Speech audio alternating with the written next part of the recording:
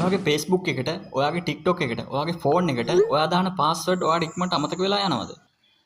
ඊටාම සරල ඔයාට මතක තියාගන්න පහසු ඕනම වචනයක් පාස්වර්ඩ් එකක් විදිහට වෙනස් කරගන්නේ කොහොමද කියලා අපි බලමු.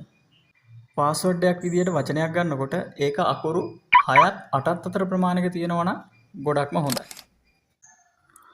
උදාහරණයක් විදිහට මගේ නම මම පාස්වර්ඩ් එකක් විදිහට වෙනස් කරපු විදිය මම කියලා දෙන්නම්. සුමිත් LK කියන එක පාස්වර්ඩ් එකක් විදිහට වෙනස් කරනකොට මම S අකුරට මගේ කීබෝඩ් එකේ තියෙන ඩොලර් මාක් එක S අකුරට මම ගන්නෙ අන්න ඒ ඩොලර් මාක් එක.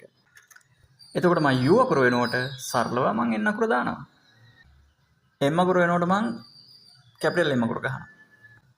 I අකුර ලියද්දි ඔයාලට එක පැත්ත දාලා ලියන්න පුළුවන්. කෙලින්ම ලියන්න ඕනේ කියලා එකක් නැහැනේ. I අකුර කඩේරක් ටයිප් කරලා ඒ ඉස්සරහින් ඩොට් එකක් තියාගන්න. T අකුර වෙනුවට කැපිටල් T දාන්නත් පුළුවන්. හැබැයි මම මෙතනදී පාවිච්චි කරේ හර්ෂාදී ලකුණ. ඔකට ඉංග්‍රීසියෙන් කියන විදිහ නම් මම දන්නේ නැහැ. මෙන්න මේ ලකුණ. H අකුර වෙනුවට එකයි කඩිරයි එකයි ටයිප් කරගන්නවා. ඒක සාමාන්‍යයෙන් H අකුර හැටියට තමයි එන්නේ. ඒක මතක තියාගන්න ලේසි. ඊට පස්සේ මම අවසාන වශයෙන් LK කියන එක 1K කියලා ටයිප් කරගන්නවා. ඔය සෝෂල් මීඩියා ප්ලැට්ෆෝම් වල 1K කියන්නේ 1000ට. මම LK කියන එක මට මතක තියාගන්න පහසු නිසා මම ඒක 1K විදිහට ටයිප් කරගන්නවා. හරිම ලේසි. එතකොට මෙන්න මේ විදිහට තමයි මගේ නම පාස්වර්ඩ් එකක් විදිහට අවසානයේ වෙනස් වෙලා එන්නේ. මෙන්න මේ විදිහට ඩිස්ප්ලේ එකේ වැටෙන විදිහට.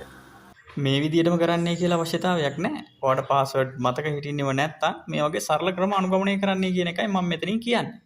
ඒ වගේම පාස්වර්ඩ් යූස් කරනකොට ඔයාගේ TikTok එකට එකයි, Facebook එකට එකයි, ෆෝන් එකට එකයි වශයෙන් වෙන වෙන පාස්වර්ඩ් තියාගන්න. එකම පාස්වර්ඩ් එක හැම එකටම පාවිච්චි කරන්නත් එපා.